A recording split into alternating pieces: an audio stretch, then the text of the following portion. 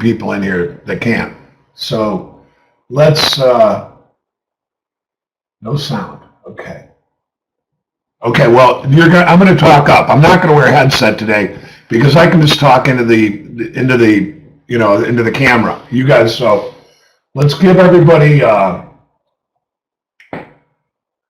working loud and clear. Okay, well, let's just give these guys a couple minutes, you guys. Well, like I said, I told you this is going to be a good one, and it is.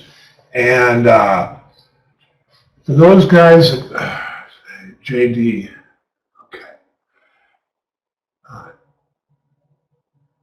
D-boy, okay. I want it, yeah, nothing. Okay, I don't.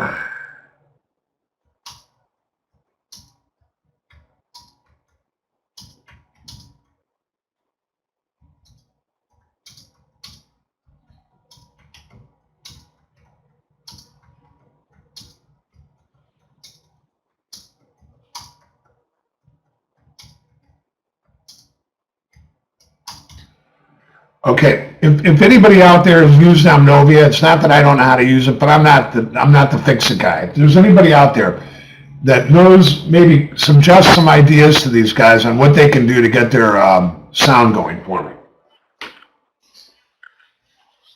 Okay. Okay, thanks. Sound is fine. Okay. All right. We're going to start this out now with a music video. We're going to start this out with a video, and while it may seem stupid, I think if you listen to the words a little bit, it's not going to be that stupid. So, John in Chicago, if you could run the video, please. We are Borg.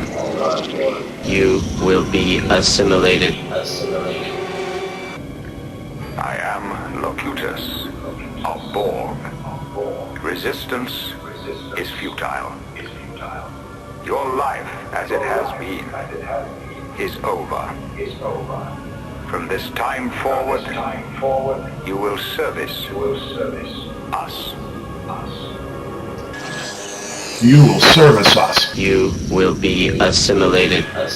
Resistance is futile. We are the Borg. Lower your shields and surrender your ships. We will add your biological and technological distinctiveness to our own. Your culture will adapt to service us. Resistance is futile. Okay. Now, I don't know that that's the best comparison of what we could come up with. But that said, what we're going to do is I'm going to do a couple slides here in the beginning, and they're going to be a little kind of random slides. They're not, I didn't spend a lot of time on this. I mean, a lot of thought process. I didn't put a lot of time into it because, again, this isn't my webinar. It's not about me. It's about learning how to, I guess, maneuver amongst what's going on in these robots. Now, I'm going to click to the first slide, and this is just basic stuff about what we know about algorithmic trading, okay? And excuse me, my eyes get a little screwed up. But anyways, this stuff started on the New York Stock Exchange. And for a lot of you that don't know this, there's a firm in Chicago called GetGo.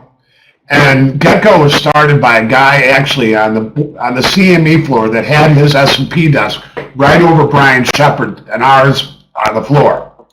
And his name was Steven Schuler. And here's the thing, and no disrespect towards Steven. He's a very, very smart man, and anybody that can make $1 billion is smarter than I. But that said, I watched Steven slam his phones on the top of the desk, over the top of the desk, hundreds and hundreds of times while he was trading his own S&P account. He couldn't trade it. And he had a partner, O'Connell. And when O'Connell wasn't, when Schuler wasn't on the phone, O'Connell was on the phone, and they were both smashing their phones. And I knew this because I had a whole desk of 8 or 9 guys that would have to watch these idiots above our shoulders, okay?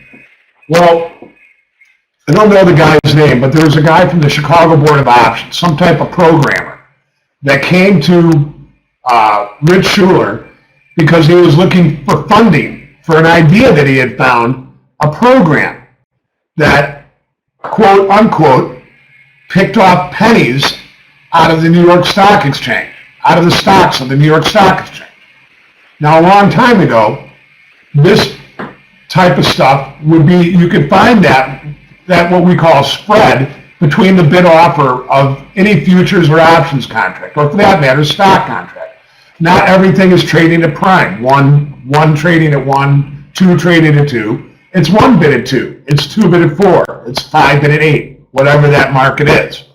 But what these programs, this particular program did, is it got in between the bid offer of the New York Stock Exchange stocks. And Schuler, the smart guy that he is, couldn't trade very well, went out and started to raise money for this company. Because 1, he was on the Merck floor, 2, he knew a lot of people, and 3, they had back tested this program and it was already making a little bit of money, but they needed they needed a kickstart. So Schuler ends up making billions of dollars. The company, Getco, becomes one of the largest algorithmic trading firms, at least in the beginning. And, that goes to show you that the rags to riches type stuff that's gone on in these markets. Now, it happened, it started in stocks, and it was much more technical. But that's my wife, and thank you, Gina. For every good guy, there's a great woman, right? But anyways, the bottom line here is that this stuff has grown and grown. And what happened on the New York Stock Exchange is there became so many people that wanted to do that type of trading. The New York Stock Exchange obliged it. What they did is it increased trading volume.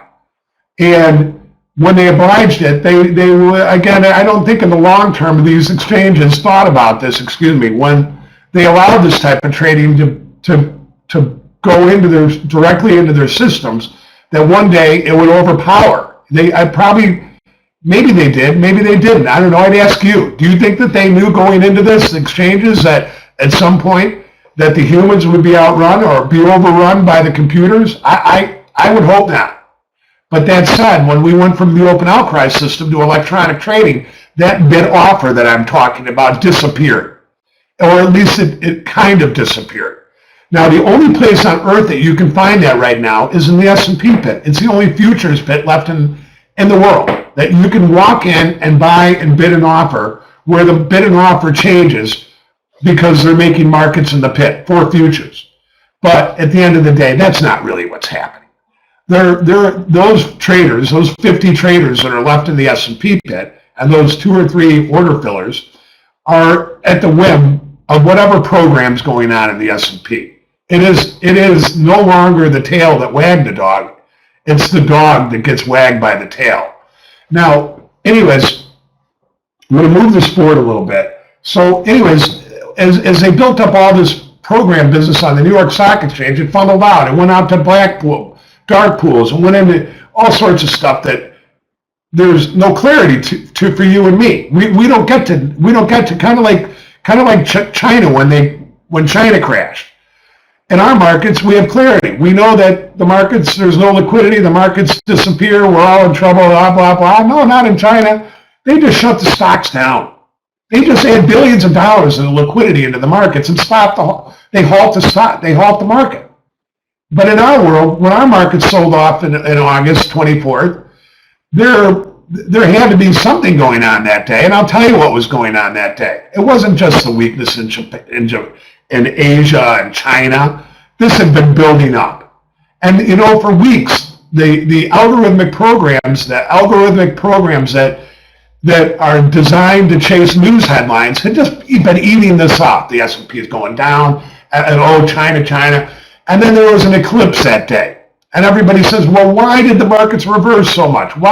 How could we go from such a gigantic decline to such a gigantic reversal? Well, I think that goes with money flows. It goes with gigantic sell-offs like we saw in the flash crash when our desk lost $5.3 million in 10 minutes. This isn't normal stuff. I've been a market participant since 1985, in the S&P since 1985. I built the largest desk in terms of volume. We did the UBS program trading business. So no one can tell me that the price action of the markets in general, stocks, now even bonds, and we're going to talk about that real briefly, but everything has been affected by this. But anyways, that's where this is going. They've gone from a very highly technical hookup and having to go through all sorts of expensive costs to move into the futures where all they need is a high-speed internet line that can outrun yours and my connections, because that's what happened. We get outrun. So, basic stuff, right? Okay. Again, I didn't really do a lot of research on this, but I want to bring us back in time a little bit. I said this on Twitter a little while ago. There's a lot of futures firms in Chicago. And in fact, when I started in the business, there was over 550 clearing firms between the Merc and the Chicago Board of Trade. Now, I understand how things get smaller, how businesses consolidate. But that said, what do you think, and I said this on Twitter, Thinkorswim, I think they boasted like 500,000 futures accounts. How many futures accounts do you think are left? And how many futures accounts do you think survived the credit crisis in 2007 and all through that? And then additionally to what's going on here, there's been a long trail for retail traders out there. If it wasn't on the open outcry market on the trading floor, getting ripped off there, where there was very little supervision of who could front run your order or not, because there was something called dual trading where the guy in the pit could literally, I'd be looking up in the pit and I'd say, hey, buy 3 second, 10-second delay before the broker would lift his hands and go, hey, buy 50, buy 100.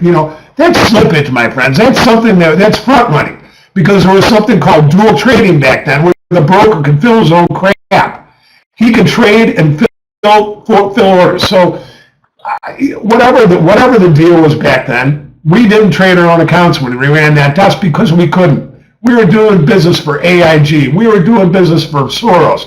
We were doing business for More Capital. We were doing business for GLG. We were doing business for Bank of America. We were doing business for Goldman Prop, Merrill Prop, BMO, SocGen. You want me to go on? The list goes on forever. Why? Because we were honest. We did a good job. I don't care what anybody says. But at the end of the day, I think that there was a turning point in our business, and one was maybe a little less subtle. And that's what's going on right now in the program algorithmic trading HFT world. Back 5, 6 years, 7 years ago, we didn't even worry about it that much. But then the flash crash came along, and that was your first, bolt of lightning that something is out of whack. Or could continue. I think it's still out of whack. And when you saw something that the Dow futures down 1,100 points on August 24th, you don't think that something wasn't out of whack? I do. I think it was way out of whack. I don't think that the market should have gone down that far. And I also think down at limit down. Do you not think that those algorithmic programs don't start buying at limit down? You don't think that they don't trade the Globex trading ranges?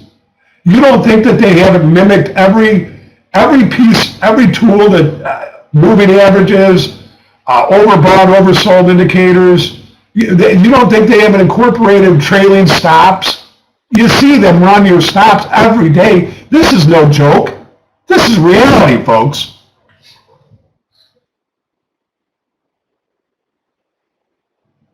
Oh, wait, here. Well, so anyways, I'm going to finish. I'm jumping forward. So here's the list of the CME group. Remember the CME group? Our CME, they bought the Board of Trade. Well, they didn't want to say they bought the Board of Trade because none of the traders from the Board of Trade liked the Merc. But at the end of the day, they created the CME group, which consumed the Board of Trade. So what you've got a combined list of the CME group, the Board of Trade, and the Chicago Mercantile. If you look at that list, if you click that list right now, you'll see that I think there's less than 25 firms there. There may be a few more, but I think if you go down that list, you'll find out that some of those are electronic trading firms that don't offer trading to retail customers, or even a big retail customer. They just don't do customer business. They're prop trading firms or banks or whatever they are. And then you'll see that there's some clearing firms. They're not full clearing firms. And then you'll see certain firms only clear one exchange. Or, you know what I mean? But when you take the list as a whole, it's gone down to 25. It's gone down to 25 names, of which I believe that there's only 4 firms that a guy like you or I can go in and buy and sell futures, open an account and buy and sell futures at. The IB world has been completely wiped out. So I'm gonna shuffle this real quick. I think the retail's been wiped out. And I think it's not just, I think that the real wipeout started in the credit crisis. And I think the Corzine deal that he did at MF Global, I think that was the tip of the mountain. That's like everything got wiped right off the top of the mountain. And then that moron from PFG stealing $210 million in customer funds, Russ Wassendorf Sr. It was all bad scene. But amongst that, what's happened is we've lost a lot of soldiers in the middle of all this. It's not a young man's game anymore. It's a game where you've got to be kind of experienced in doing it. You know, I know that there's people out there that say that they can teach people how to trade. Sure, they can teach how to trade pivots and areas and this and that, but this is moving too fast. This just isn't your, hey, I'm gonna go learn how to trade cattle. This isn't like that anymore. But that list says it all. And I'm going to do this real quick because I'm already behind my time. Now, these are just a couple of slides about, people criticizing what's going on there. But again, I'm going to reiterate this. Nobody's doing anything about it. It's just business as usual. How are you going to fire your biggest customer? How is the New York Stock Exchange going to pull out all that HFT? How is the CME going to pull out all that HFT? You can't fire your biggest customer. You can't do that. So it is what it is. And the other part about it is things are moving so fast with many of these HFT firms like Jump that they get ahead of the regulation. They're changing stuff so fast that regulation can't even keep up with it. So these are just a couple little things. And I'm going to leave these things up. We'll come back to it, but I want to get Rob in here. Okay, so if that's okay, I'm going to click these things real quick. But look at this kind of stuff. I mean, consequences of lesser magnitude. Come on. This is crazy stuff. And this isn't technical. But then the last thing, and we will come back to this, and Rob's going to cover this. The bond market was one place where this barely existed because you had the cash dealers were making the markets, right? Well, now they say 60% of all the volume in the bond market is HFT, and that the dealers, we used to be, if you wanted to buy a bond, you wanted to buy bonds, you'd call a broker. Well, now these guys, they don't do it that way. It's electronic. But these systems that make bids and offers, these electronic brokers for bonds, the banks, they don't even want to make markets against this stuff anymore. So here you've taken one of the most liquid markets in the world, and you've turned it into monkey skunk. And we saw that back in August when the bonds were moving up and down like an accordion. It was unbelievable. I think they moved 2, 3, 4 points, 4 points in a day. I mean, for the bonds to move a full 30-second in a day, that's a lot. 2 points, that's gigantic. 4 points? In other words, these guys are going to go wherever they can go. So listen, I'm going to turn this over to Rob. I want to thank Rob for coming in. And I want to, Rob's going to make an offer at the end of this, and I would appreciate that you guys stick around because I'm going to make a little offer too. It's not going to cost you any money out of your pocket, so that should be reassuring. But I'm going to come back. So let's get Rob in here. And Rob can, I can't hear Rob, but I'm going to turn my stuff off. Oh, we can do Bashir for sure. Is Rob in here?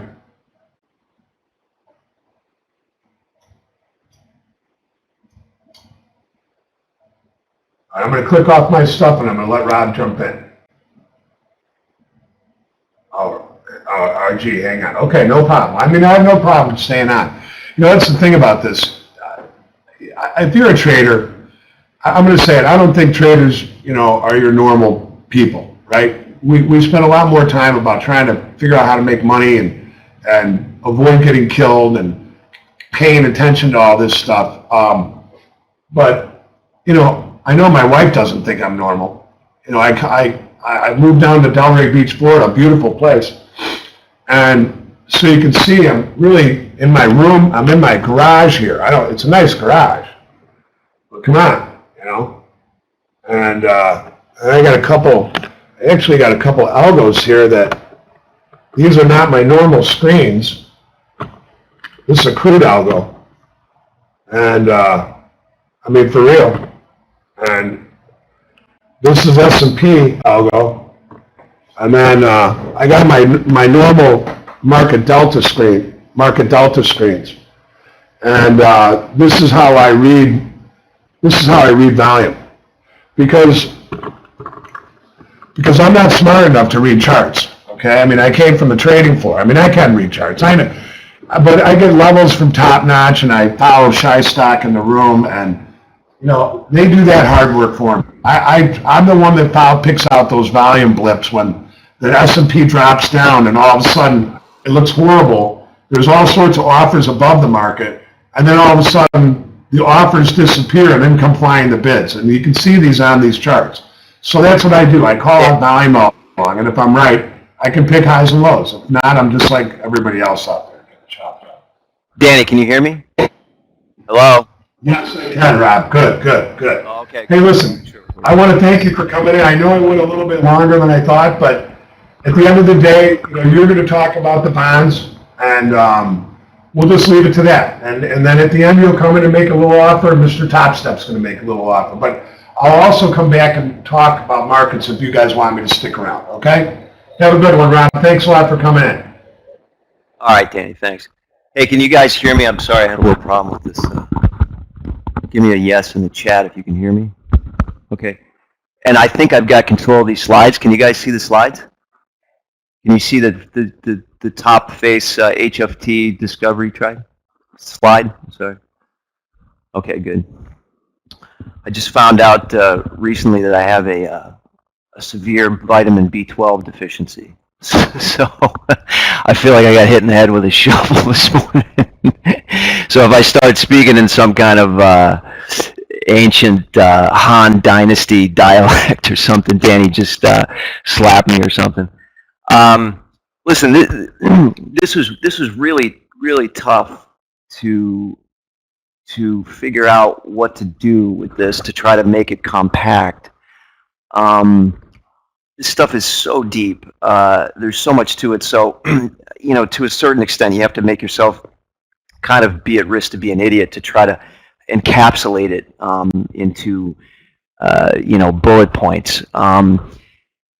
You know, so what I try to do is try to kind of break it into two parts. I've got some very definite opinions about maybe a different way to look at HFT than what's typically perpetuated in the media. So I've kind of got that. I kind of switched it around. I'm going to do that at the end. But one of the biggest things that we find out on a regular basis from communicating with retail traders that actually, you know, become members of our forum is that, you know, most people really don't understand what the various different types of strategies actually are. You hear things like, you know, the algos are moving the market up or down handles at a time, or there's, in other words, it's sort of leaning towards the artificial intelligence angle. And the truth of it, and probably the biggest thing that I wanted to punctuate, is that by far the greatest amount of HFT activity that's in these markets, and that goes for equities and futures, is pure market making. Selling offers and buying bids or vice versa, right? So Another big misconception is order sizes. A lot of people think that because these firms are large and they're well capitalized, that they're throwing hundreds and 200s and whatever into these markets, and that's how they're gaining an edge. And nothing could be further from the truth. They're odd lot traders, tiny lot traders, as we sometimes call them. The typical behemoth firms are executing 1s, 2s, 3 lots in the context of futures, which I assume most people here are futures traders. So these are, it's a vast quantity of very, very small orders. Some executing 50, 75, 100,000 sides a day. And I don't think a lot of people realize that. So, it's really about having orders, up and down the book, being capitalized, being able to do that. And it's really about controlling the top third of the order book. Obviously, if you're in position in the top of the order book, think about it as a trader, how many times do you see price toggle between two prices, and not trade through, but yet, a certain percentage of the resting supply actually fills on both sides. So that's really what a great deal of the HFT game is about, is pure market making and controlling the top of the book. The goal is basically to, when you're out of position, to be able to have most of your losses be a scratch, worst case scenario, to lose a tick, and to make a tick or a penny in the context of equities trading when you're right. So really their game is more about competing with each other in terms of the analysis of the order flow, and knowing when to step in front of the market or to get out of the way. And typically getting out of the way has a lot to do with size. They don't want to be swept. So, that's the greatest goal, is to not be swept by size. So kind of ducking away from size and taking advantage of things when they're relatively quiet. So now on the equity side, you really have to kind of differentiate between the two. On the equity side, that whole game, with multiple exchanges and dark pools, is more about the wholesale order flow payment game and something we call latency arbitrage, because those direct exchanges are feeding the SIP, which is short for Securities Information Processor, if anybody cares. And that SIP is latent, but the vast majority of non-HFT participants are executing purely on that SIP, and it's by definition a stale quote. So being able to provide price improvement on those stale quotes and effectively engage in risk-free market making. So I also often hear that people talk about rebates when they're talking about the futures markets.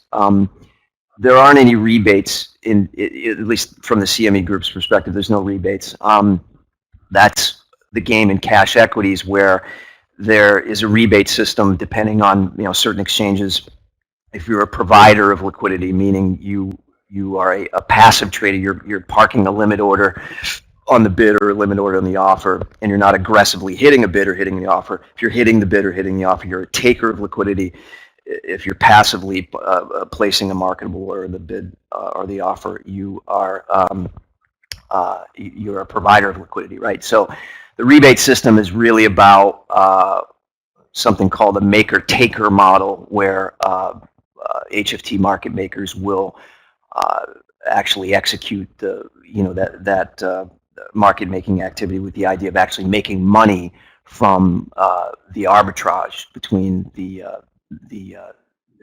what they have to pay to be a taker and what the rebate is to be a maker. So. And again, in the future side, you think about it from an execution standpoint. You have really low exchange fees to execute. So think about what that would be worth to you if you scratched, versus, say, in the S&P, for example, making $12.50 a tick.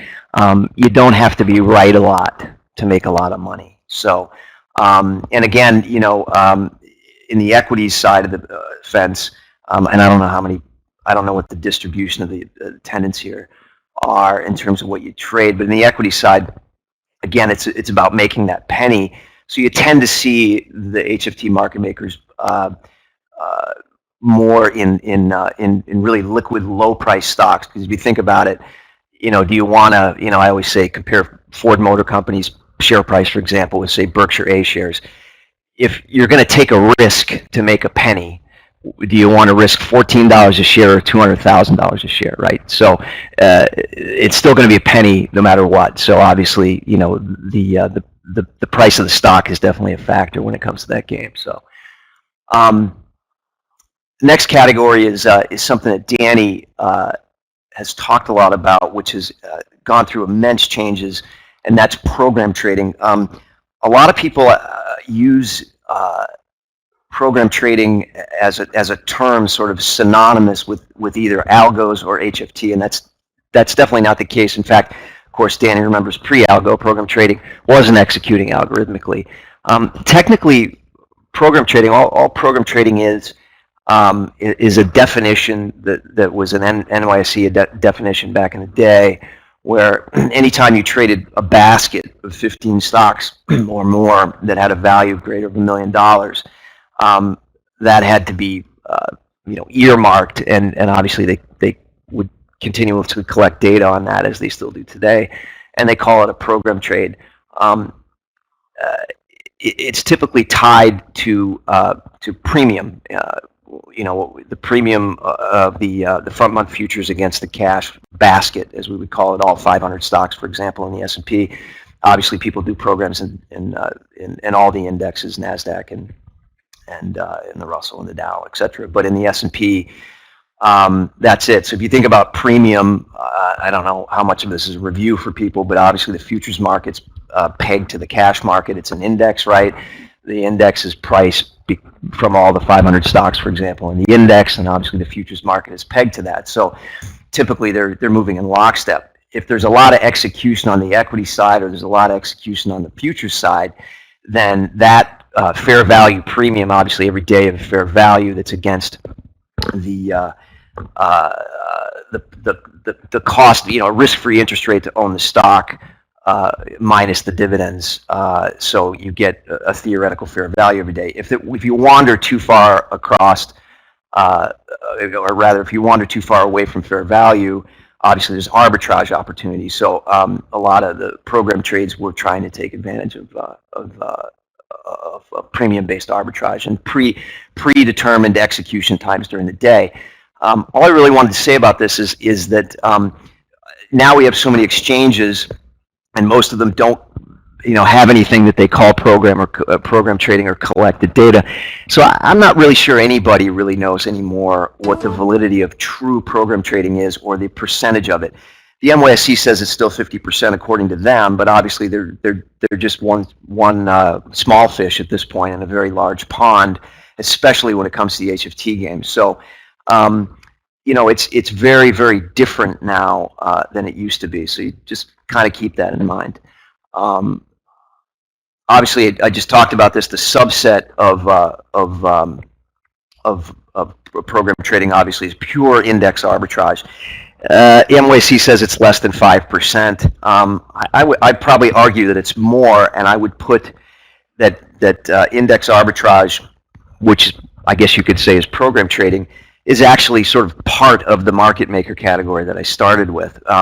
There are certainly HFT market makers that are trying to take advantage and actually gain edge from those favorable premium conditions, and choosing to selectively make markets more aggressively when those conditions are present. Okay, so again, you just kind of need to be aware that in the old days when the NYSE was the only equities exchange, and all this execution was happening through there for those 500 stocks, and guys would call Danny on the floor to execute these program trades, it had a tremendously greater amount of weight than it does today, in terms of, oh my God, all this program trading is coming in very directional, very, very powerful.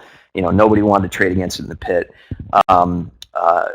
or everybody be on the wrong side. So it was a very different game. So just kind of keep that in mind.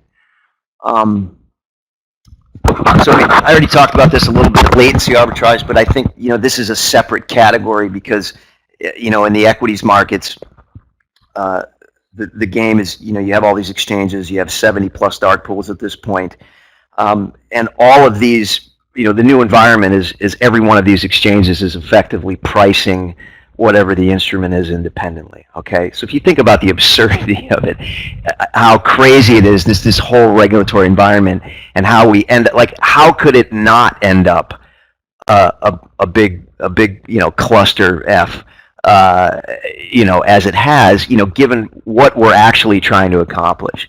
So you're trying to price all these instruments independently in all of these places, and you're trying to feed that, by definition, to a latent source that everybody theoretically is going to react to. How is it not going to create gaming because of the potential for arbitrage opportunities? So, and the main reason that I put this as a category is that one thing that I see a lot in the media and I hear people talk about is front running. And I'm not saying that there aren't other mechanisms in place, and I don't want to get into those. We really have to try to keep this down so we have time for questions. But I'm not saying that front running doesn't occur, but most of what people think is front running actually isn't. It's just latency arbitrage, or latency, I should say, just latency. And what I'm talking about is, and obviously latency arbitrage is an actual model for wholesale market makers. The idea is you're sitting at home, you're trading on your Thinkorswim platform or whatever to buy a stock. You're seeing the SIP feed. The price is 18-bit at 19 or whatever, and you're going to pay up the offer and you're going to buy 19s. Well, when you buy those 19s, by definition, you're looking at a stale price. So you think it's the inside price, but unbeknownst to you, on one of the other exchanges, direct, the price isn't 19 anymore. It's actually less than 19. So you're paying more.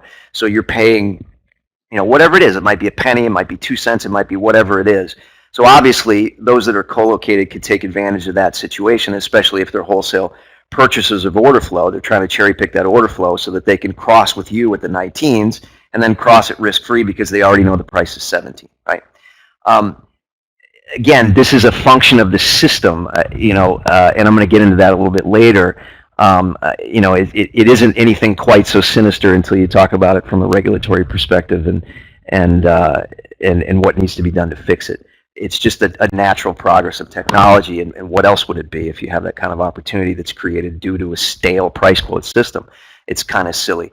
But specifically for you guys that are trading, you see a phenomenon where you're trading whatever market you're trading the S&P, and let's say there's 300 offered, and you want to pay up to the offer, and let's say you're a 300 lot trader, and you say, great, I'm gonna pay up, I'm gonna sweep the offer, and I'm gonna take all 300. Well, you sweep the offer, you hit the offer at 300, and then you look at your fill slip, and you see that you got 60, and the price definitely swept, and it moved to the next price. And then you look in the tape, and you see that not only did it print 300, you got 60, and it printed 755, right? So you're saying to yourself, what gives here? I saw it. I saw there was 300 offered, and I tried to buy 300 of the offer. Well, how come I got 60, and then I see that it printed 750? I must have got front run. No, you didn't. It's because of the phenomenon that I just talked about. You're not recognizing the fact that if you're trading at home and you're trading from a latent feed, you're wherever you are in the country, so you're 40 milliseconds, 100, whatever your delay is by the time you're actually seeing that quote. Guys that are executing close at Aurora, HFTs are in the microseconds, under 10 microseconds to actually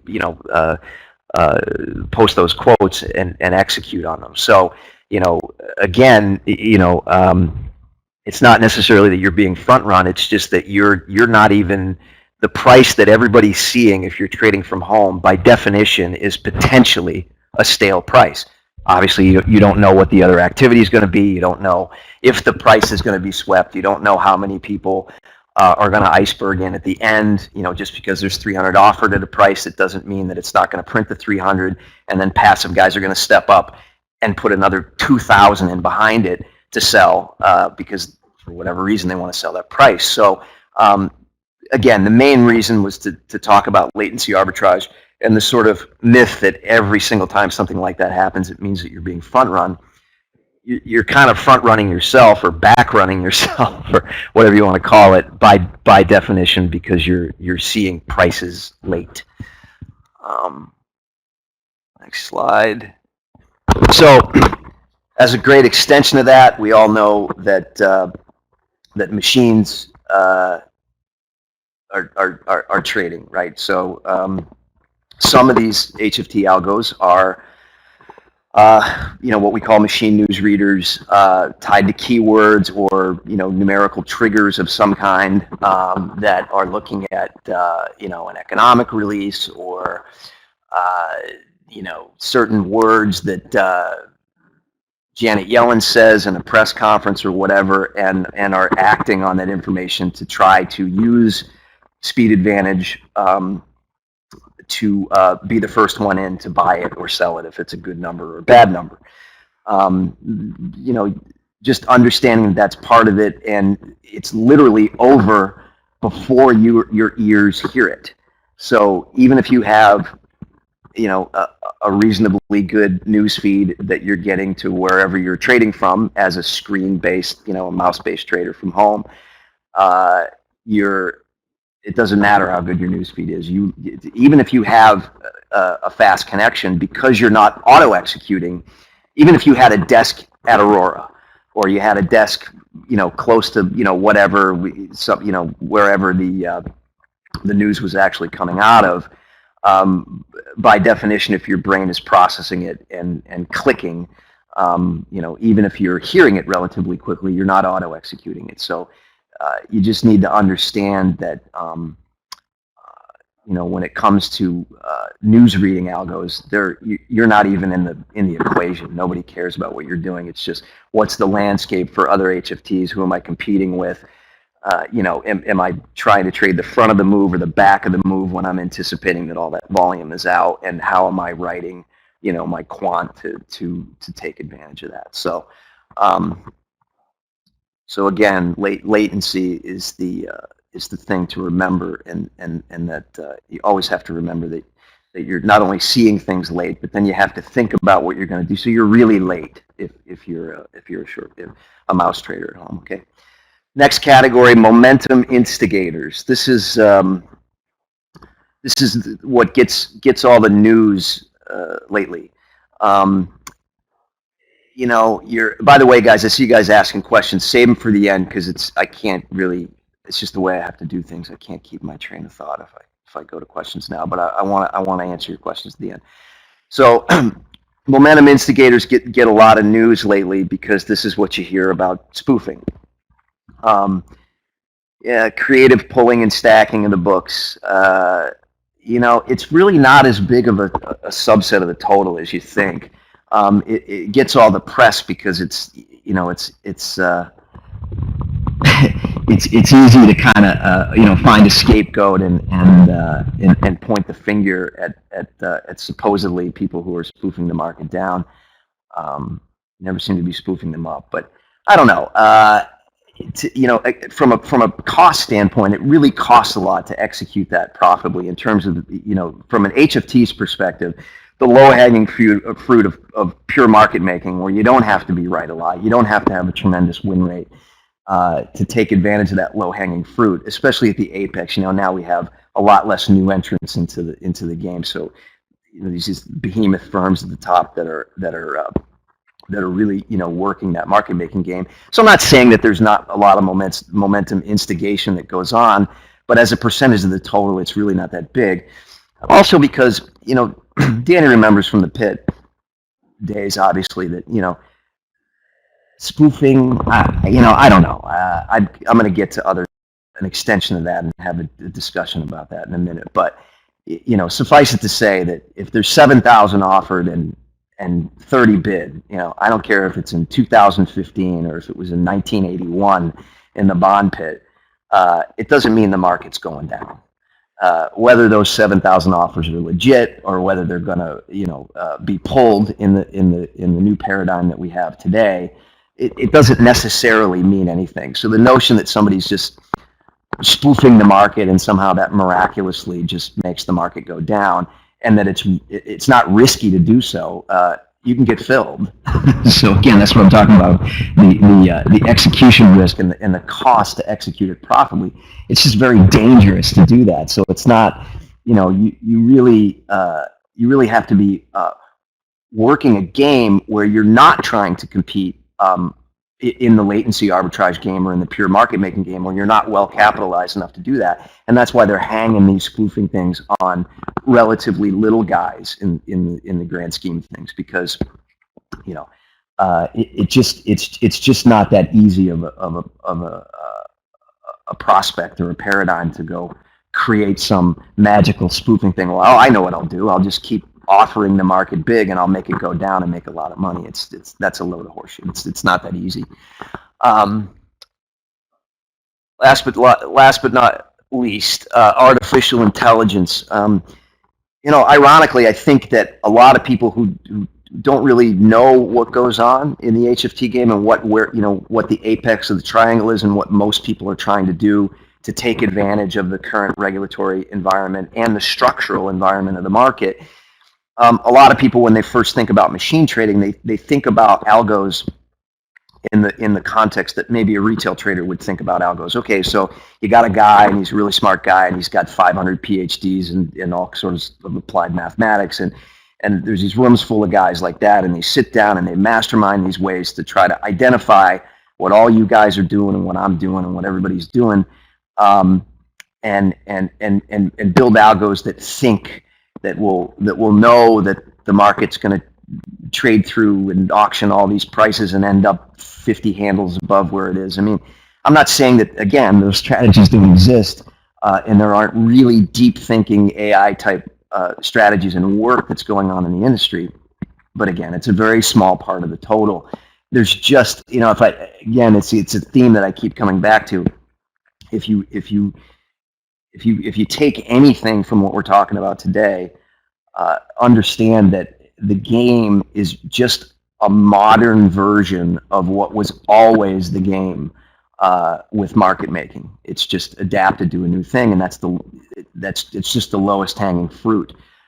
In fact, I don't have this in any future slides, but another example of it is post Volcker, we don't have any speculative prop trading going on at banks anymore. Everything is coming into the market making triangle. In fact, if you go look at an annual report from Goldman or JP or Morgan Stanley or whoever you look at in the last several years, and you look at their bottom line and where they make money, it's all from pure market making. Wholesale intermediaries, internalization, even the live traders, basically all they do is try to make fees from, crossing with their customers, even if they're the worst positions in the world that they don't want. And they spend all their time trying to trade out of those dog shit positions. So that's kind of, everything has gone to market making, and that is why such a huge percentage of what goes on in these markets that we trade in the order books have fundamentally changed, because that's where it's at these days. So, all right, so I got through that as fast as I could, sorry. So this is, I kind of want to end up on the sort of misconceptions and realities angle here where we flow in. And again, this isn't, this stuff is so vast. Danny and I talked about it. We really just thought that the best thing that we could do is give an overview so people kind of understand what's going on, like what's the vast landscape, rather than specifically, strategy by strategy and how do you work it. That's something we do every day on our forum, is help people build process. But anyway, so let's talk about misconceptions a little bit. The first one, obviously, all algo trading is not high frequency. Just there are tons of algos that are executing in the market that have nothing to do with the execution side of the house. Pure strategy creation. In fact, myself and one of the other founding members of Discovery Trading Group in the real world happen to own a quantitative research and development firm, basically a consulting firm. We crunch data and basically create volatility adaptive risk modeling tools for use in very large portfolios. again, just as by way of disclaiming, so you don't think that everything I'm filling your head with is stuff that benefits, whatever. I'm not one of the bad guys. We don't participate in the HFT space at all. All of the modeling tools that we develop are many days to many months in positions. So we could care less what's going on strategically with HFT for that side of the house and what we're interested in. Obviously, we have to have our head in the game though, because we have hundreds and hundreds of models, theoretically executing in very large portfolios that are putting a lot of capital work. You have to sort of understand what happens on an execution level, so you have to have your head into a certain extent. And obviously, that's why I've had to take the time to really pay attention to kind of what's going on in the space over the years. So there's a whole lot of algo stuff that's going on that are, from the non-predictive end of things, like what we do, where all the edge is built from the risk model itself, to everything that you probably would think is in there, from moving averages, like Danny said, to VWAP and TWAP, simple little execution things that larger institutions that have to put on large blocks of stocks or whatever are executing. Pretty much everything under the sun, but you really need to differentiate that stuff isn't necessarily HFT, and I think the media mischaracterizes it a lot. But you hear these numbers where 85% of the market's high frequency trading. So I don't know. It's, again, I think a lot of that. I think it's true, but I think it needs qualification, because it sort of assumes that there isn't anything else on the other side. Analogy, the guy sitting there at his Thinkorswim platform and he's buying stock. Well, he's executing with his mouse. He's using his smart router, thinking that that's going to get him the best price. And then his order flow is being sold by a wholesale intermediary who may actually be the one that's crossing it and playing the latency arbitrage game. Well, is that an HFT trade? Or is it not an HFT trade because of the guy that initiated it? There's two sides to every trade, guys. So, I'm not sure, and I don't think anybody is 100% sure what those numbers mean to the letter. So, one of the things that I kind of lobby against, for lack of a better word, in our community, is this notion that retail traders don't stand a chance in the HFT environment. I strongly disagree. I mean, I think that the markets have changed tremendously. The markets have changed tremendously as long as I've been around, which is a long time now, and I've never known markets not to change. And I've always seen that the tenets of a good trader is to just not be too worried about what the environment is, but just realize that maybe it's different than what it used to be, and figure out how you have to adapt to it. How does it affect the way that you're trading and your strategy? Maybe you can't trade the strategy that you've always used to trade profitably. And I think if HFT never existed, or if some other thing had transpired over the course of history and we didn't have the things happen in technology, that would still be the case. I mean, edges change over time. The markets are constantly changing and evolving. So, even on a very, very short time frame, people say, well, and I can't speak to equities. Equities is a whole different thing in terms of very, very short-term trading, because you have so many exchanges and the dark pools, and there's midpoint gaming and all kinds of crazy stuff that goes on. So the short answer to scalping or pure market making in the equity space, I can't speak to it. I don't watch level twos all day long. I don't have any idea, honestly. But I will tell you that in the futures markets, we still have the ability to trade one market that we trade that's only priced in one exchange. Thankfully, let's hope that never changes for the futures traders out there. So, in terms of trading the microstructure, I know, myself personally and many people that are in our community, we're all guys who are trading pure structure and order flow. That's all we trade. There's guys who trade swing to swing. Predominantly, guys trade swing to swing in the S&P intraday, handles at a time, market structure to market structure. Other guys trade currencies, energy, everything. Personally, I'm a pure scalper or market maker trading the interest rate markets, predominantly the 10-year. I trade outrights, literally selling offers and buying bids as a pure scalper or market maker. So I'm trading against the machines every day. I'm not trading from the top of the order book, obviously, because I'm not auto executing, but don't think that you can't find an edge. You can. And even other people on our forum, we have guys that trade, scalp the bonds successfully for ticks at a time. We got a guy who trades premium arbitrage, what I call broken leg arb, by just trading the front month in a pure premium based scalping strategy against the basket, who does so successfully. So I just don't want to hear it when people say, well, you can't trade against the machines. In Danny's room, in I Am Pro, guys are in there executing strategies entirely different than ours in many cases, and they're able to navigate the market. So I'm sort of, I guess, forever the optimist to a certain extent, but I just don't want to hear, well, it's different now, so screw it. It's okay. How is it different? How do we understand what it is and understand how to get edge from it? And I've said many times, I as a pure scalper, I think that in certain respects, the order books, at least in the treasuries, I trade the 10-year predominantly, but also spread scalp the 90-day LIBOR contracts, Eurodollars, and also trade the twos a little bit in faster markets. And I think to a certain degree, the markets are more transparent than ever because of this certain dance and cadence that goes on with the areas that the machines choose to exploit. So I guess it's just all in your perspective. The media really focuses on, proximity and speed. No, it's not fair.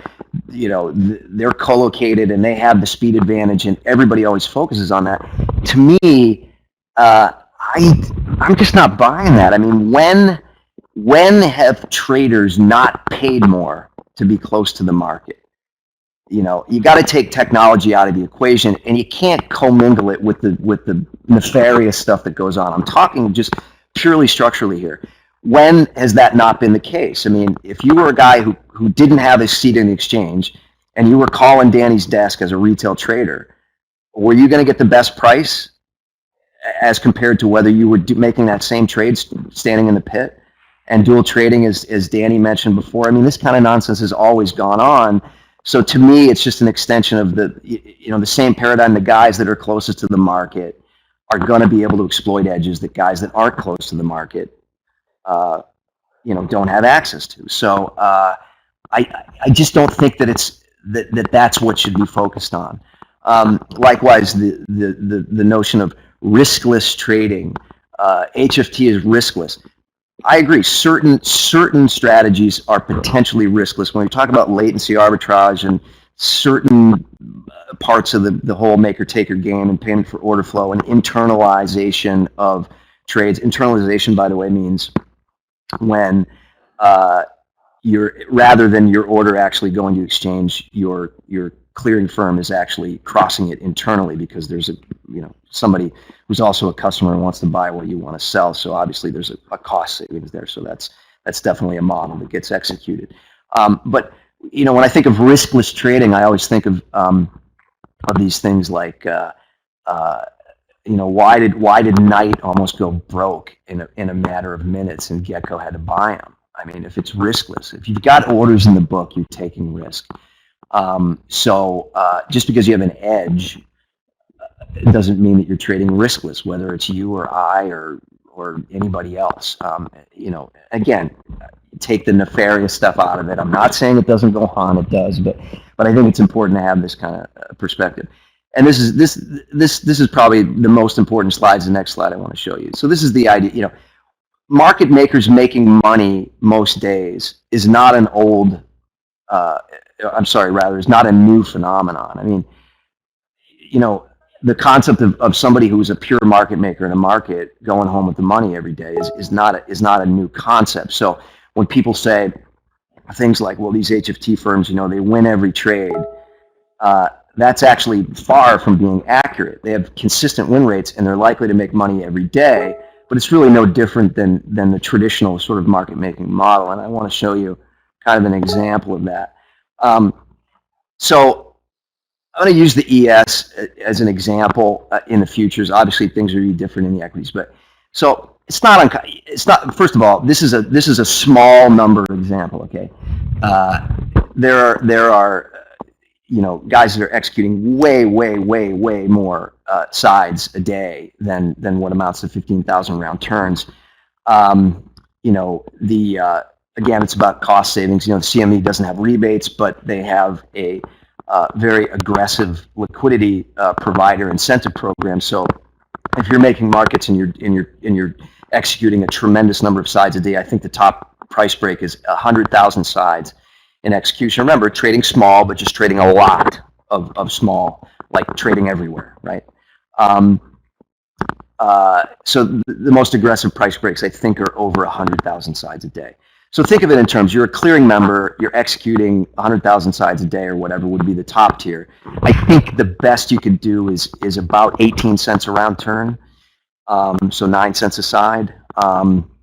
Basically, they waive the Globex portion of your exchange fee. As you know, your exchange fee, you have a clearing fee and you have a Globex fee together that amount to whatever you pay, whether you pay retail rates or you have some sort of a membership.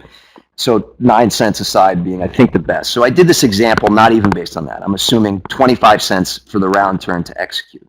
So you're market making, right? So you're basically selling offers and buying bids or vice versa from the top of the order book as a hardcore HFT apex market maker, right? That's what this example is based on. So your goal is to win a tick, and hopefully you won't lose a tick very often because you'll be able to, spot the flow and note when sizes coming in are likely to sweep you, and you're offside, you got the worst of it, and you're not able to scratch. So unfortunately, you're gonna have to lose a tick sometimes. But what you like to do is either win a tick or scratch. So if you win a tick, you're making $12.50 minus the quarter in fees that you paid.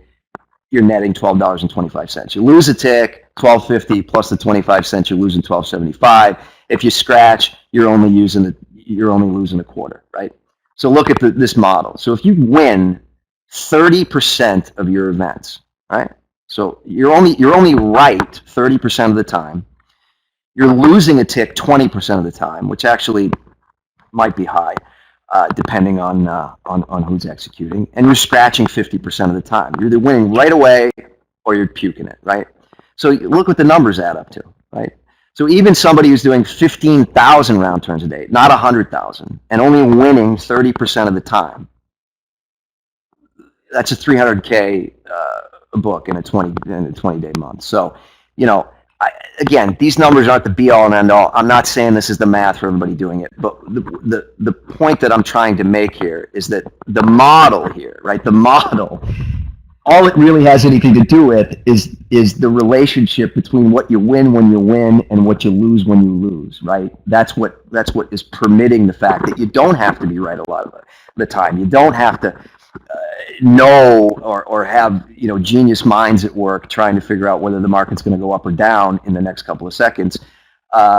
You could practically be trading randomly and have a pretty good prospect of making money. And again, this math's going to vary. A lot of HFTs claim win rates of 50, 51, 52, 53. Some guys talk about being in the 40s. Other guys are really working this lower risk to reward paradigm. So I think that will kind of amaze a lot of people that this is what I mean about low-hanging fruit.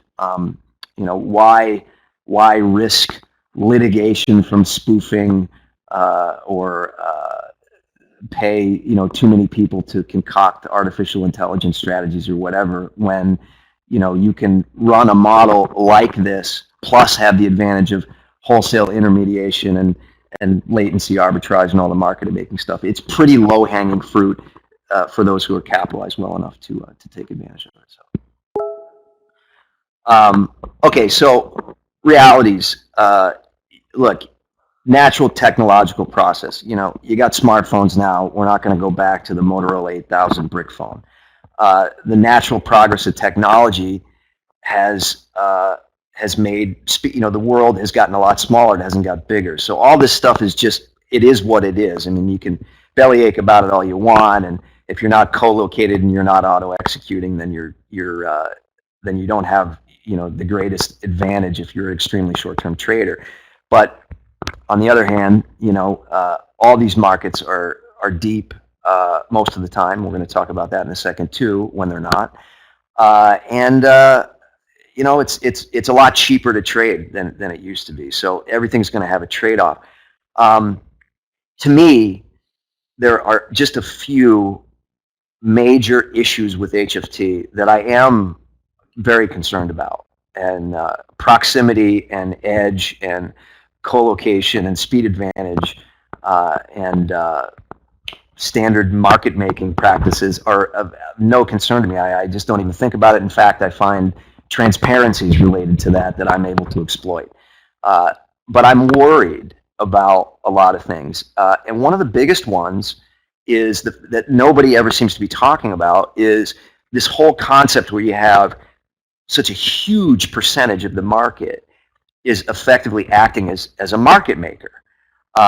You know, it's sort of like, you know, the proverbial bond pit that doesn't have, you know, 600 locals. It has 600,000 locals, right? I mean, so it's like you have this tremendous amount of effort that is being spent on exploiting the market from a market maker's perspective. But the problem is, if you think about the traditional role of market making, you had compulsory participation rules. And what I mean by that is, you know, from the original, you know, specialist system on the NYSE floor, nobody's just packing up and leaving because they don't like the way things are going. And, you know, I recall things like the '87 crash where, you know, market makers were going to their banks and trying to get funded to actually keep the door open, you know, because they were offsides in these, you know, incredibly big moves. So, because they had to. And I think that not enough time is really spent on not really mostly just not understanding what a gigantic deal it is. It's sort of like a shell game. Everybody, or not even a shell game, but like a magician game. You know, the classic concept of misdirection. Look at my hand over here. Look at my hand over here, and with the other hand, you know, they're picking your pocket.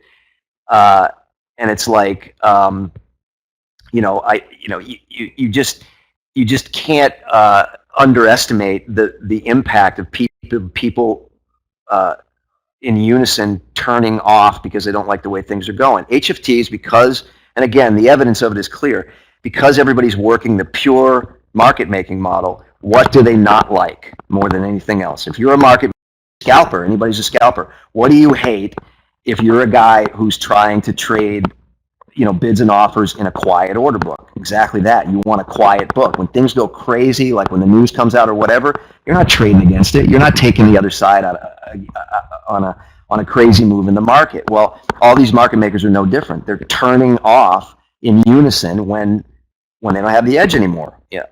And can you blame them? I mean, I'm canceling my order. If I got a bid in the market and all of a sudden things go crazy, I'm puking or I'm out of there. And I'm not going to come back in until I think it's over. And I don't think that you can really fault the people for actually doing that. I think that that's where the regulatory environment has to come in to try to understand the potential impact of that. When you have, you know, 1,000 up at a price or more all the way up and down the order book, well, it doesn't take a genius to figure out if you throw a fairly large market order and hit the bid or lift the offer, it's not going to move the market a lot. But what happens in these flash crashes? Well, it's pretty simple. You know, things are, you know, it's a confluence of events. Things start looking bad. People, you know, larger traders, position traders start thinking they got to do something, so they do something. And when they go in to do something, there's nobody left in the order book. So instead of being 1,000 up at a price, it's 10 up at a price. And if it's 10 up at a price and you throw a 1,000 lot market order in the bid, what happens to the market? It flies through 10 handles at one time, and that's exactly what we see. So it isn't, to me, it's the spoofing of the market or the manipulation or all this baloney. Look, if there's nobody bidding the market's going to fall. And that's where the biggest effort needs to be spent on looking at. So all the other stuff is regulatory in nature. I'm just going to breeze through this. You know, gaming identical products on multiple exchanges, you know, trading Apple on bats against Apple on direct edge or, you know, whatever.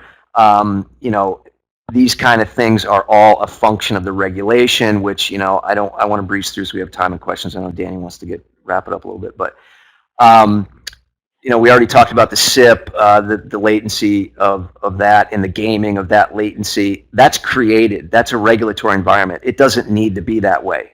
There's many different ways that it could transpire. People actually trading direct on a single venue. You still have the competition, and the exchanges compete for that flow. And then, it doesn't have to be that way. And this is way beyond the scope of this webinar, but the wholesale payment for order flow thing, should that be the case? Because obviously you're encouraging the whole latency arbitrage gaming thing. Again, doesn't have to be the case. That doesn't have to be part of the environment. Certainly Reg NMS, which is obviously the whole regulatory body that actually makes this possible. Rule 611, no locked or cross markets. That basically means that you can't post a quote that'll lock a market. A locked market, by definition, is it can't be 10 bid and on one exchange and 10 offered on another exchange. Again, think of the absurdity of that when you're constantly trying to reprice what the bid and offer is and send it to the SIP, which by definition is stale. It's ridiculous. So why would you have a rule that prevents cross markets? All you're doing is encouraging, by having that rule, things like what happened, where certain exchanges, who I won't mention, invented specialized order types, such as intermarket sweep orders, which allow people, which again, I'm not going to go into the details, but allow people to actually have a quote on that exchange which actually isn't posted to the SIP, and then if you sweep that quote, it allows you to have time price priority rules on that exchange and move to the top of the order queue. So, all of these things are either created by the regulatory environment, or they're a byproduct of just like what else is it going to be given the environment. It's exactly what it's supposed to be, is what I'm saying, and there's nothing really remarkable about any of it. So so that's pretty much it. I wanted to have time to answer some questions. I'm sorry for the machine gun style of this, but there was really a lot to get to. Real quick, I want to talk about DTG, and I also want to talk about MrTopStep.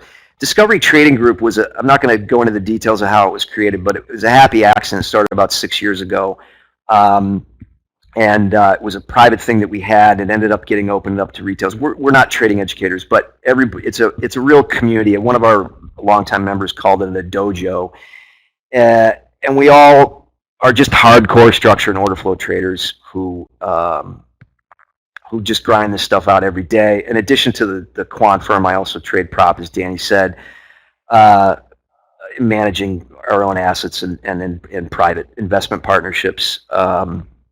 So, as a discretionary intraday trader, this is very much my wheelhouse. And then, the quant stuff obviously is longer term. So we definitely got our feet in both piles. But I think it's a really cool community. You should come check it out. What I did was, I'm gonna make it active right now, but I took the notes. I went through the bullets of the slides up here for you guys, but when I made my notes for these slides, which became the bullets, I kept that, and I'm gonna put that on DTG for you to go get. So anybody who wants to kind of have something to refer back to of everything that I talked about today, there's a document that you can go get on the front of the site, which I'll make active in a second. So anybody that goes there could do that. And then also I'm going to put a link in there of a deal for anybody who's we're pretty we don't market the forum or anything. It's not really, you'll see when you go there, it's not a traditional trading education thing, but MrTopStep actually hosts the live room that we have, which is an adjunct to the forum. The forum's really just about mentorship and people developing a process for order flow trading. You'll see, but we actually do have a live room where people use kind of as an adjunct to it. It's not like the IM Pro room, but that's what makes it cool. MrTopStep's room is very much, everybody's in there calling the market all day long, but we thought it would be kind of cool because our room is hosted under that technology, so theoretically somebody who are our members can also be, and there are, that are members of MrTopStep, so they can kind of go back and forth and get the streams from both rooms at the same time. So that's the connection for us to MrTopStep. They host our room component that goes along with our forum. So and again, a lot of guys in MrTopStep are hardcore, trading order flow and market structure like we are, differently, but it just shows that there's a whole bunch of different processes and there's a lot of ways to skin the cat. So if you're into that, if you want to trade against the machines and are into, want to be around people who are doing that, either or, whatever you're into. Some people like the idea of a call market kind of environment and following people trades, and other people are like, how do I, where do I begin? Where do I show me how to build a model, and how do I develop a risk model, and what about and actually interact with other people? All our members journal and they show exactly how they trade and what they do, and so it's a very different thing than the live component IM Pro. So anyway. Check out MrTopStep's room for sure, and check us out. And I'll go make that stuff. I'll make that document live now, and I'm going to put a link in here where I could. I'll put a link in here where you can go to our site to see the deal. So, all right, Danny, you want me to shut off? You want to come back on? Hey, Rob, thanks a lot. I'm going to keep these slides because I want to be able to refer back to them. Hold on 1 minute. Okay. I'm putting them on they're going to be on my site, Danny. Okay, cool. And then what I would say is, again, I think Rob said it right. Rob's room is a little bit more, I'd say, structured, where ours is more like we have several traders in there all putting out levels, all putting in trade ideas, and it's kind of a different format than I think a lot of other places. But anyways, Rob, I want to thank you for coming in. Thanks for taking the time out. I know you put the work together and you deliver it, and I want to thank you very much. So thanks a lot. But anyways, you guys, I'm gonna do this real quick. I know that it's been a long webinar, and I know that there's a lot of questions, and there's stuff like, well, how can we use this information? Well, what I want to come back and talk about it real quick is that Rob's right. There's all sorts of different types of programs out there. Now, index arb does not make up the same amount of punch that it used to. In fact, it makes up a lot less than it used to. But I think when you combine the three, HFT, program trading, algorithmic trading, they all deliver some kind of punch. And I think it's how you interpret it. Is it a negative for the markets? Well, if you talk to a professional trader like Marty Schwartz, he thinks it is. He thinks that when you that the real basis between trading as a human is to make a decision and to go in and buy or sell. And that to him is the essence of real trading. But that's changed. Today, you have programs that come left, right, and center at you, and I'll be the first to admit it. One of the things I believe is that when you're trading, for an example, in the S&P, I always have that little saying that I think you have to let the program exhaust itself before you can go in. And I'm a knife catcher. I like buying the S&P when the S&P falls down, but I will admit that what happens is when I pay too close, when I put the position on, I may have a level within 2 or 3 handles of the low, but when I put the position on and it doesn't move my way right away, I know that there's some remnants of some program that's still lingering out there, or a double bottom that's going to happen, and then the markets are going to retrace back down and going to hit my stop out and then go back up. And I think that there's all sorts of patterns that develop within this, but like one of the patterns that I was talking about on Twitter last week was that I noticed how, or on the radio show, is what I've noticed that, say the S&P is just trading in a narrow range, and they're calling 48 to 56, and they're bouncing off 55s, and they're coming back down to 52, 51, but they're not really breaking 50, but they're just kind of holding in that range. And there's no news out. There's nothing out there. Nothing going on. And they're kind of been doing this for a couple hours. But then all of a sudden the futures start to uptick a little bit. And they're like, they're 56, and then they're 56.5. And then all of a sudden you see this burst of volume come flying in. And it's like, it's usually on one tick. All of a sudden I could see like 600 bought, on the uptick, and then it goes to a total 800 bought, then it goes to a total 1,200 bought, then it goes to 1,400 bought, 1,800, 2,200 bought, all on one price. Now, I don't know how anybody can buy that many futures, and then all of a sudden it blasts up into the stops, and all of a sudden, a buck higher, a buck and a half higher, and they don't usually ride the stops all the way up, but maybe a buck higher, 4 ticks higher, 5 ticks higher, you'll see all of a sudden 800 sold. The high tick, 800 sold, and then the S&P will come down a tick. I'll tick a little bit, and all of a sudden 500 sold, 800 sold. And literally the same amount that was bought on that uptick right before the whatever program it is ran the stops, I believe it did, all of a sudden starts to unload its inventory. That's not humans. There's no way that's human. So I guess what I take away from Rob's stuff is that, he's a market maker. He's a prop trader, so he believes in the bid offer. But at the end of the day, I think that the big mix here, or the big mix-up in the thought process is that HFT creates liquidity. Yeah, it does. When the markets are range trading and chopping back and forth, there's a lot of liquidity, right? I mean, isn't that the way it goes? But Rob's right. I think that what's out there now, the most recent information is that these guys are nowhere to be seen when the markets start to Columba down 200, 400, 500 points in the Dow. They're nowhere to be seen. And then all of a sudden the markets start to recover, and then they kind of slowly turn back on their machines, and then they start picking up cheap inventory. So market making, I guess, is it good for your day traders? I personally disagree, because I think what happens is it is true. I don't think any stops do go untouched in the S&P, or for that matter anywhere now, in the yen, in the gold, in the bond market now. So I agree that you do have to embrace this stuff. You have to learn about it.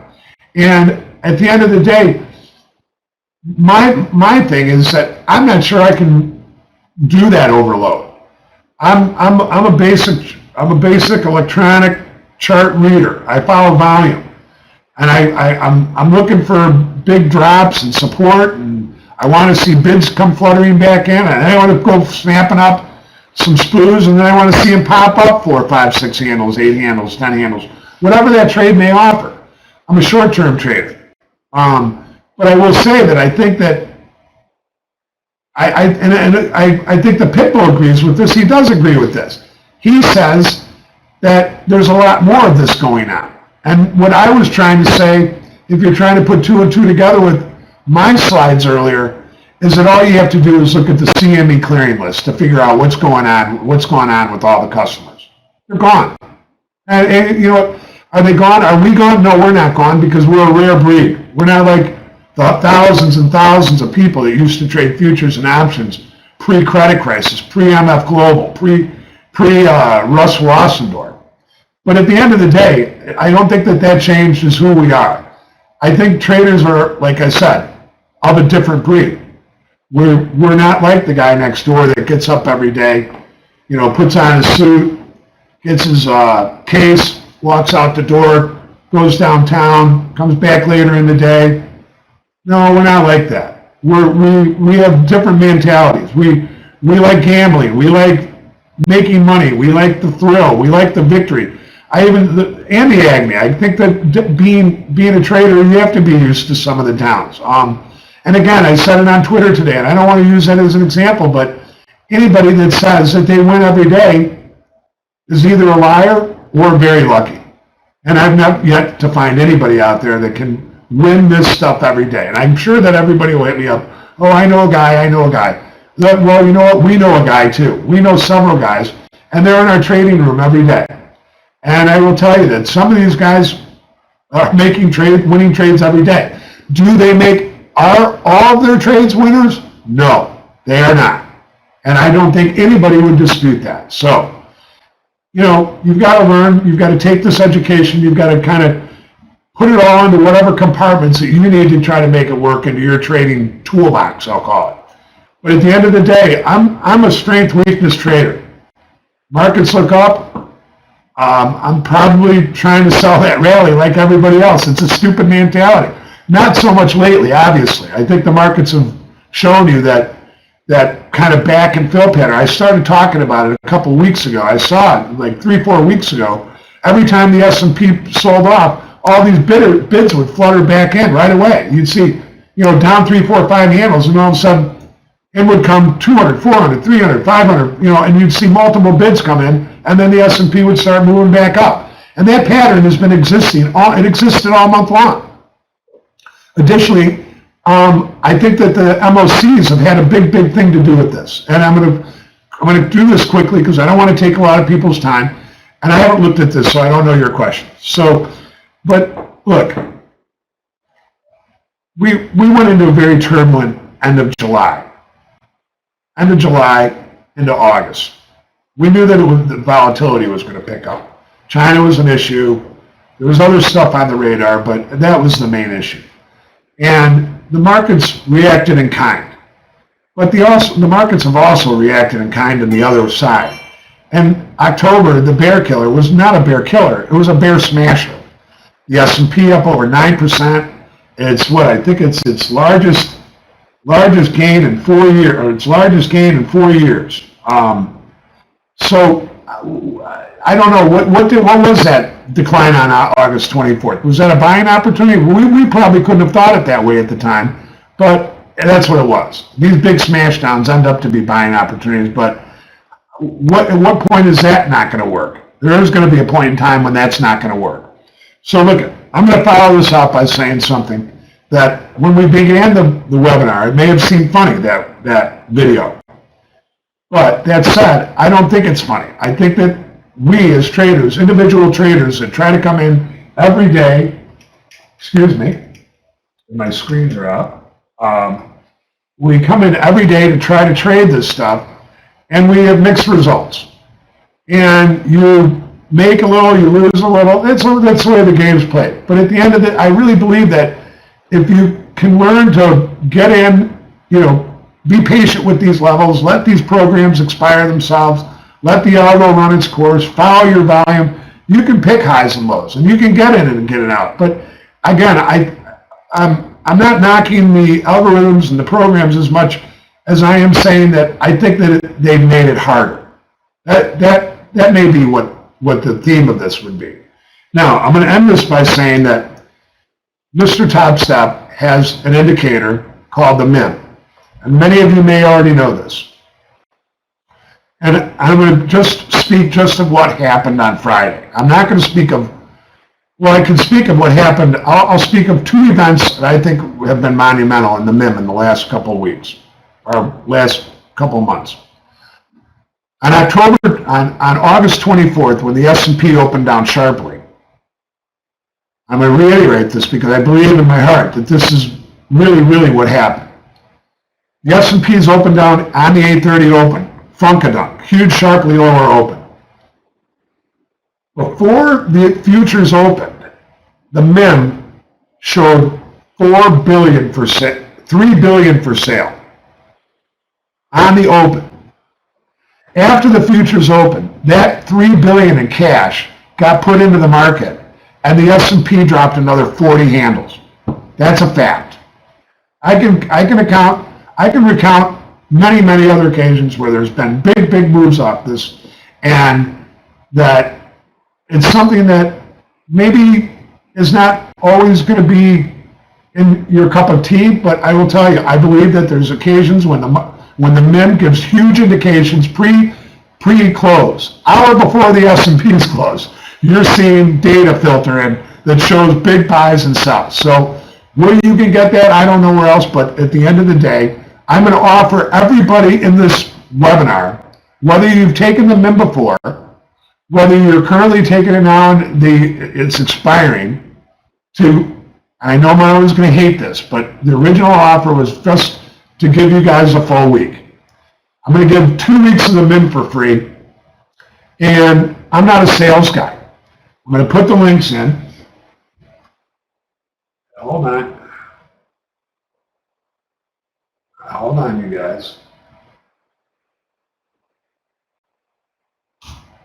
This is the mem. And Marlon, my partner,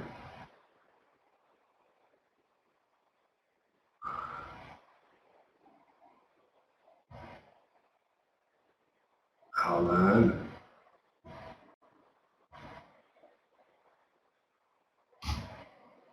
Oh, that's supposed to say mem.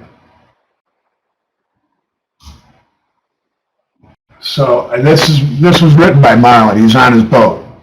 But this is the access code to the mem. And this is a $99 product a month that we sell. We did package it up as a deal.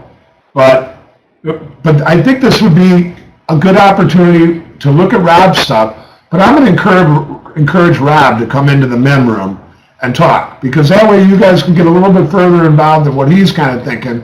We can get a little bit more involved in what we're talking about, and I'll be there to talk about what I'm doing on the other side. And you know what, at the end of the day, you guys, I'm going to finish it by saying this. I'm not a salesperson. I'm a trader.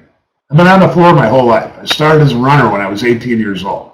I left a year ago. And the thing is that I think that education and helping people learn is paramount to this. Whether you're a young trader, whether you're an old trader, they say old dogs can't learn new tricks. I disagree. I left the trading floor. I've learned to read these market delta charts, sometimes very good, sometimes not so good. But at the end of the day, I'm up for the fight. I get up every day. I write, I do videos, I do radio shows. I hate all that. But I do love trading. And you know what? This is a great offer for you guys. So I'm going to turn around now so I can kind of look at what's going on here. But I would suggest that this would be one offer that I would not pass up on. Okay.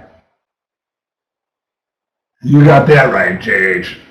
So anyways, you know, can I see, how many of you guys are going to take? First of all, I want to ask, what's the age of most of the, can you guys give me your ages? I just want to see ages. Can you, 30, 31, 50, 60, 28. 28's the lowest so far. Yeah, see? You guys are seeing this. I'm not educating you, you're educating yourself. I think the lowest was 28. Is that not interesting? I mean, tell me that. Would you have thought that the ages of most traders in this thing would be that age? Can you give me a yes or a no? Would you have thought that the ages would have been younger or older? Yeah, older, really? Okay, all right, well, younger. I would have thought younger. I mean, and then, here, then listen, let me ask, where are you guys from? Put in what country and what town or what state and what city you're at.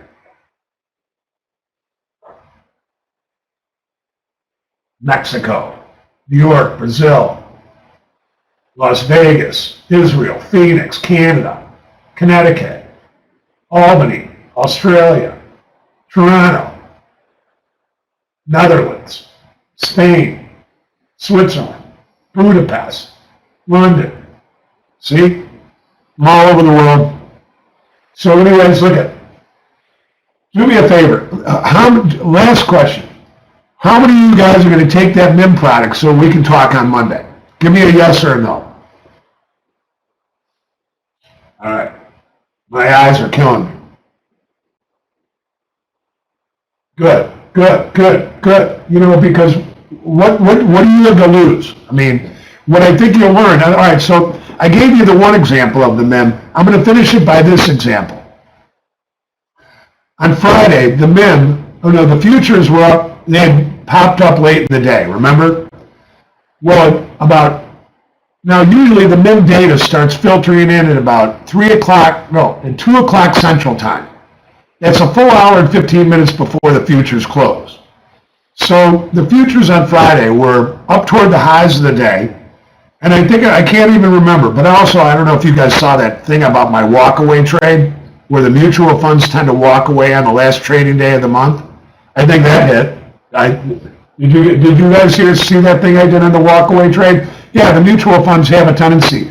What it is, they save up all this buying, the day or two before, and then on the last day of the quarter, or the last day of the month, the mutual funds only have so much buying power left to try to mark up stocks on the last day of the month, or quarter, and then they leave the S&P susceptible to a decline. Our trading rules that you put in offers in the S&P between 11 o'clock Central Time and 1 o'clock Central Time. I think if you'll go back, that somewhere in there, the high was made into that time frame, and then the S&P started working lower. But here's the thing. That trade got a kicker on Friday. Excuse me. That kicker came from the MIM. The MIM started showing 1.1 billion for sale at about 1:30 Central Time. So if you had taken the walkaway trade, that's Marty Schwartz's trade. If you had taken the walkaway trade and you had scattered some bids out above the market into that timing area, the walkaway trade, mutual funds, adios on last day of the trading month, the quarter or the month, and then all of a sudden you got the MIM data, which was showing 1.1 billion for sale, 1:30 in the afternoon. The S&Ps got Columba. It went from 1.1 to 1.56 billion for sale. Well, during that, I was putting that out on the Twitter, and the S&P tanked. But then I was telling people that it was early, that this kind of data was too early, and then the S&P sold all the way off, and then right on the close, someone bought, either they canceled $1.5 billion in stock for sale. I don't think they did.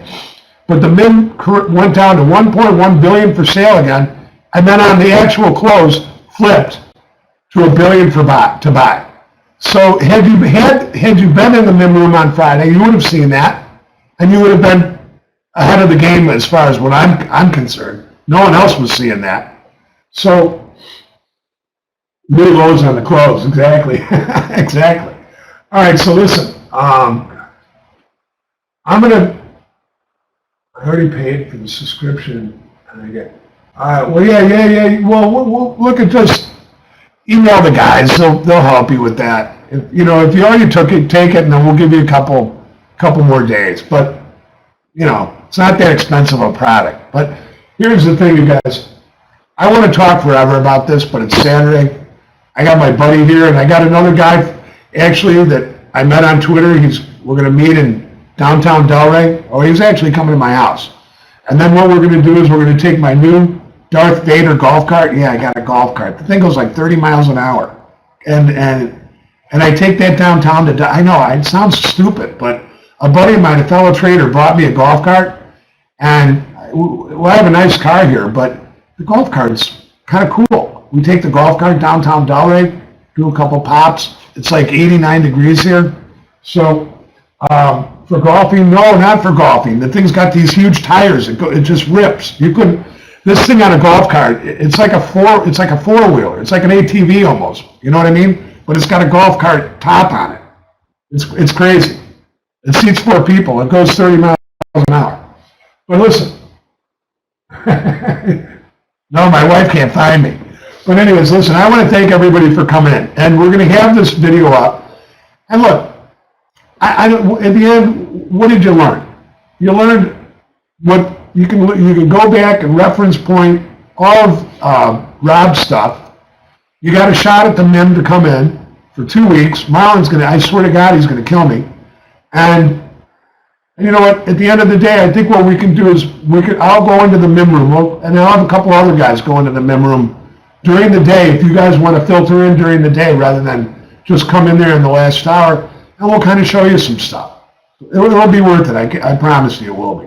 But in the meantime, you know what? I got adios. I hope you guys had a good day, and I want to thank everybody. Have a great weekend. See you Monday, okay? I mean, come on, let's sign that thing up, whatever you got to do.